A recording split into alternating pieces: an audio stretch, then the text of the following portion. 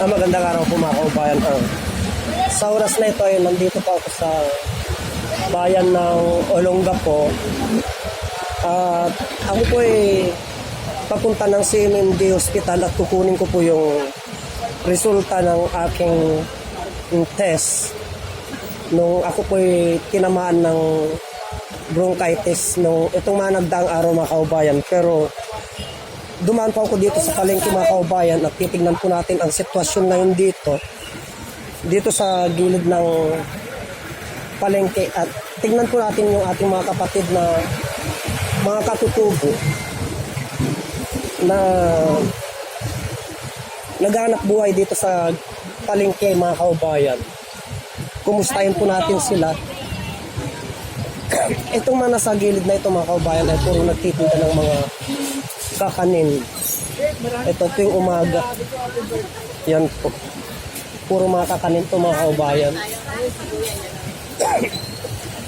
At titingnan naman natin yung ating mga kapatid na mga katutubo.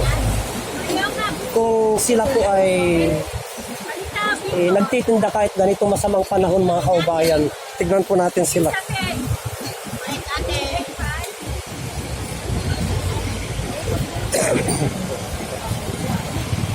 Ito yung ating mga kapatid na mga katutubo mga kaubayan, kahit na umulan, bumagyo ay nagtitinda pa rin po sila kahit matumal pong kanilang mga paninda. Nandito po sila ngayon sa gilid mga kaubayan. Ayan po sila. Yan po. Hindi po sila ganong makalabas-labas dahil gawa nga ng malalakas na ulan mga kaubayan.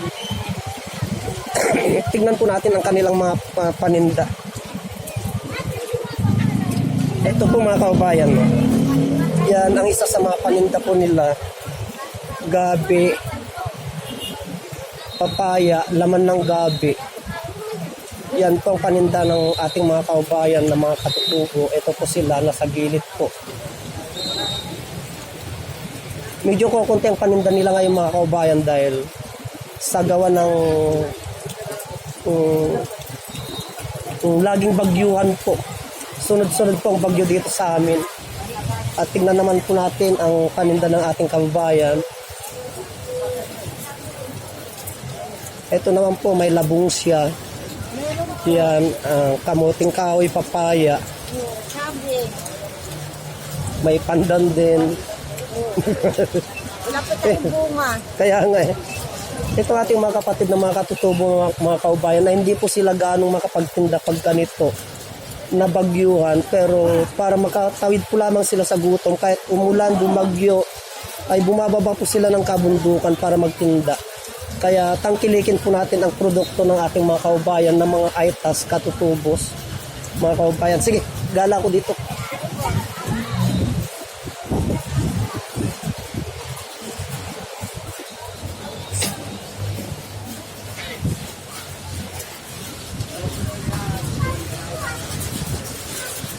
Ito naman ang paninda ng mga ating mga kaubayan na may kamote, labanos, talong, okra. Sari-sari na po mga kaubayan.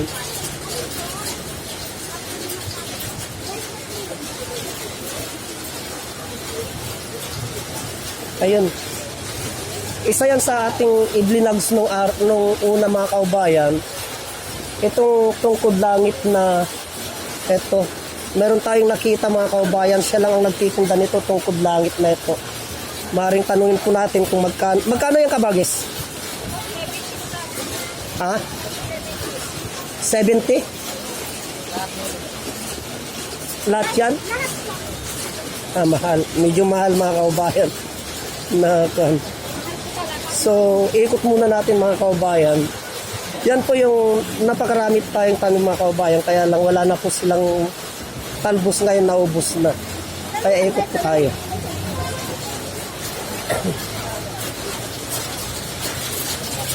Ano yan? Napakaraming puso ng saging mga kaubayan. Medyo matumal ang paninda ng ating mga kaubayan ngayon. So gagawin tayo doon sa bandaron mga kaubayan at tignan po natin. Ito yung blinags ko noon mga kaubayan. Itong ampalayang ligaw.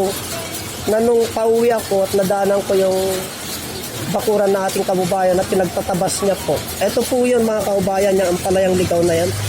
Pag mabutan po natin mamaya yan, ay maring kukuha po tayo niyan mamaya.